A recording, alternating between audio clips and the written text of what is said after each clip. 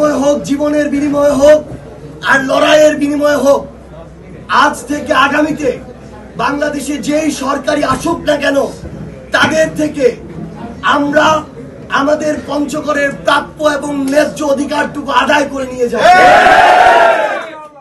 আমাদের পঞ্চগড়ের স্বাস্থ্য খাত সবচেয়ে দুর্দশাগ্রস্ত। শিক্ষার অবস্থা এবারের অপ্রত্যাশিত রেজাল্টের মধ্য দিয়ে প্রকাশিত হয়েছে। এখানে আমরা ক্ষমতার অপব্যবহার দেখেছি। পঞ্চগড়ের পাথর সমৃদ্ধ একটি এলাকা, কিন্তু সেই পাথর উত্তোলনকে কেন্দ্র করে চাঁদাবাজি, দখলদারিত্ব দেখেছি। আমরা এই পঞ্চগড়ে প্রশাসনে রাজনৈতিক হস্তক্ষেপ দেখেছি। অনেক নিরীহ মানুষের উপরে হয়রানি, জুলুম, নির্যাতন, মিথ্যা মামলার, জেলের চক্কর খাটা, থানায় চক্কর খাটার মতো অসংখ্য অপ্রত্যাশিত ঘটনার মধ্য দিয়ে আমাদের সাধারণ মানুষকে যেতে হয়েছে।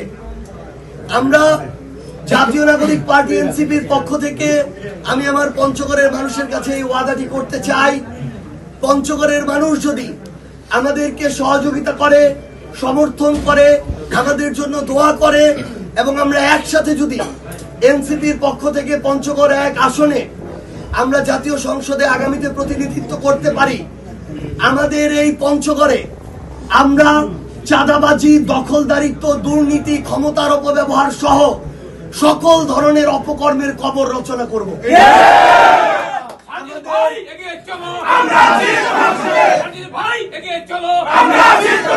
আমাদের পঞ্চগড়ের যে স্বাস্থ্য খাত, এই স্বাস্থ্য খাতে হাসপাতাল, ডাক্তার থেকে শুরু করে পঞ্চগড়ের যে প্রয়োজনীয় একটি অতি গুরুত্বপূর্ণ মেডিকেল কলেজ এবং নার্সিং কলেজ, সেটি আগামী 5 বছরের মধ্যে আমরা নির্বাচিত হলে যে প্রক্রিয়ায় যত দ্রুতভাবে এটি বাস্তবায়ন করা যায়, সেটা হবে এনসিপির সবচেয়ে বড় একটি অঙ্গীকার।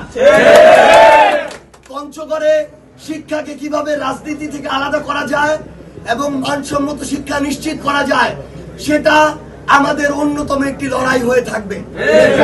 এবং পঞ্চগড়ের মানুষের যে দারিদ্রতার সাথে যে লড়াই, সেই লড়াই থেকে বের করার জন্য পঞ্চগড়ের শিল্পায়ন প্রয়োজন। কিন্তু পঞ্চগড়ের বাংলাদেশের সবচেয়ে নৈসর্গিক যে পরিবেশ রয়েছে, সেই পরিবেশ যেন বিন্দুমাত্র বিপন্ন না হয়, সেটাকে সামনে রেখে কিভাবে আমরা পঞ্চগড়ে গ্রিন ইন্ডাস্ট্রি গড়ে তুলতে পারি, সেই জন্য এনসিপি সবচেয়ে বেশি তাদের জায়গা থেকে অ্যাক্টিভ ভাবে কাজ করে যাবে।